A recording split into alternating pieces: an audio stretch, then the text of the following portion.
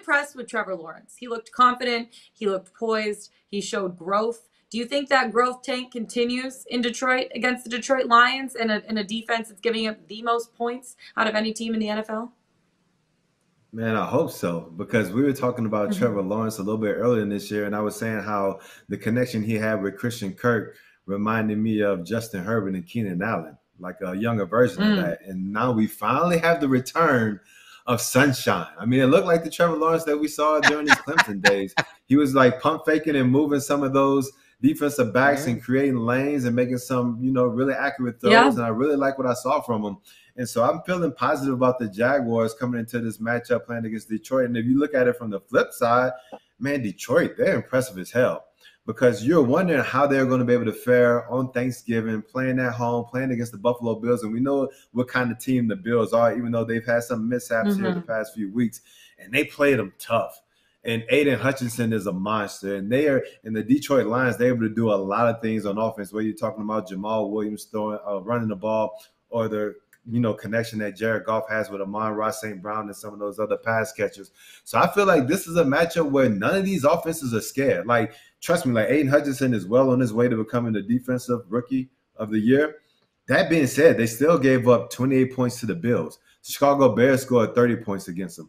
I think when you look at it from the Lions perspective, like, this offense isn't scared of the Jacksonville Jaguars defense. At least I don't think they are. So when I look at this total at 51.5, everything is telling me that we should likely go over, and that's what I'm here to see.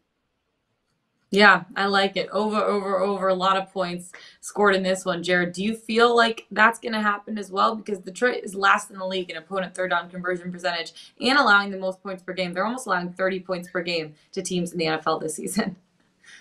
Yeah, I think there's no way I'm betting the under in this game. That's for sure. So the Jaguars were 0-175 when trailing by 7 points or more in the final minute of regulation before last week. So now they are 1-175. 175? Oh my goodness.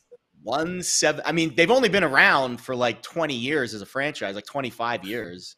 I think it was like the late 90s when they were. So 0-175. Well, Ravens, you are part of history. You are the only team. So you're saying there's a chance. I mean, I think at some point Detroit probably will have a 7-point lead in this game. I don't know if it's going to be in the final minute. But like I said, Trevor Lawrence is growing up. Lauren just told you her take on it. I'll give you some data to back it up. In his last 3 games, he hasn't thrown an interception. Since week 7, he's quarterback 8 on the rankings chart in EPA plus CPOE. So our eyes tell us he's growing up. The numbers agree with that as well. And I think, again, Doug Peterson kind of creating this culture in Jacksonville that is starting to catch on, I think. And that being said, the defense is still really bad. 28th in schedule-adjusted efficiency, equally bad against the pass and the run. And that's where I think Detroit will have some success here. 4-0 straight up, 4-0 against the spread, 3-1 straight up in the last 4 games. Listen, there's reason for optimism with this Lions team right now. During that 4-game stretch, their offense top 10 in EPA per play. The defense, which is usually last or bottom 5, middle of the road, 16th in that efficiency category. So we're seeing the offense play well, and we're seeing the defense trend up as well. Jared Goff's playing like an average quarterback right now, which for him I would say is above average.